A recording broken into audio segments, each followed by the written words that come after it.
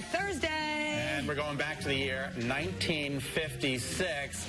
That's when American artist Norman Rockwell painted this. It's called New Glasses. And would you believe it was a 13-year-old boy from Wethersfield who posed for that iconic art during a visit to Harvey and Lewis Opticians. That boy is the man sitting with us today. His name is Steve Nesko, and joining him, Jim Lewis. Guys, thank you so much for being with us. That's wild. Do you remember posing? Yes, I do. Oh, you do? Tell us a little bit about that day. I lived in Wethersfield, and I was going down to Harvey and Lewis to get my pick up a pair of glasses.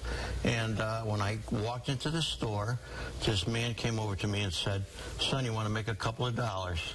And I said, "Sure." So he sat me down on the chair, and with the guy that was putting glasses on, he gave me the glove, he gave me the hat, and he said, "Now, pose, I want you to pout." So I pouted. And they took 2 photographs of me, and he said, "Now you watch, in 6 weeks, you're going to be on the cover of Saturday Evening Post." Isn't that amazing? Yeah. And you were. Yeah. And there you are. And so much more. I mean... And my mother, she called the papers, the Times and the Current, when it came out, and I had a little article in each paper, too. Wow. Oh, there it is. Yeah, you got it. Newspaper article. Yeah.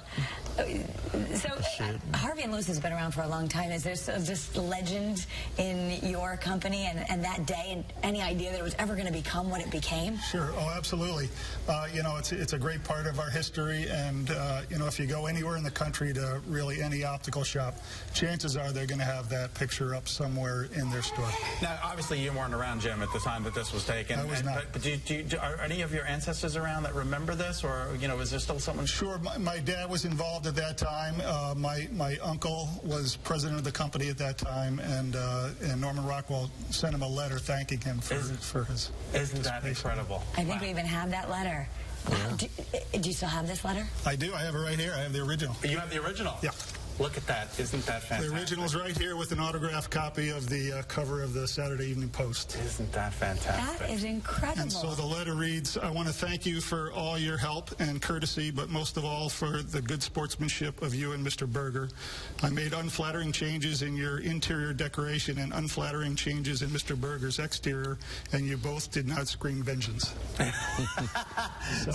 Stephen, one of the articles that I read said that you were unidentified.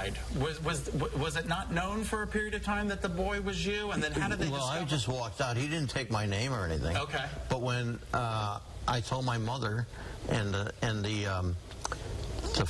magazine came out, she called the papers, and they verified. They went down and verified it and everything. So they got my name, and they got the whole story, and that's why that's in the papers like that. And you got $2. $2. Yeah. $2. Now, do you think you can get even a penny for all the residuals of every copy that was ever made?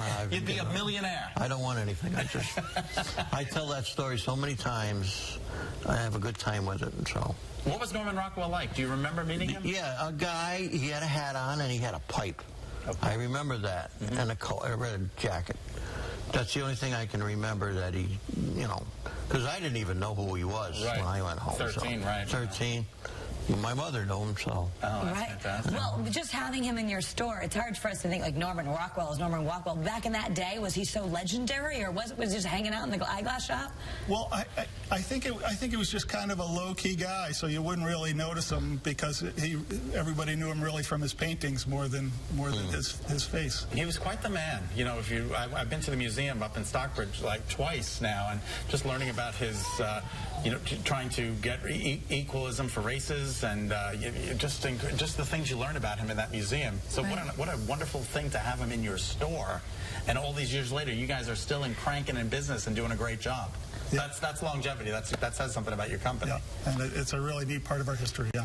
Stephen, I got to ask you, do people, when you tell them, if you tell them that, hey, I'm that boy in the picture, do they not believe you? No, of course not. They don't. No way, they say, I tell them, hey.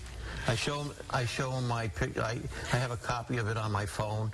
I says, hey, that's me, and they believe me. They find. Now, your hair was not red. No. It was dark. He changed the color of your hair. Yes, because he was redheaded. He was redheaded. And that depicts him as a boy getting fitted for glasses. Isn't that And interesting? he didn't like him. it Okay. when he first got fitted for glasses. Well, thank you both for being with us. We appreciate it. That's a great Throwback Thursday. That is. What an incredible story. All right.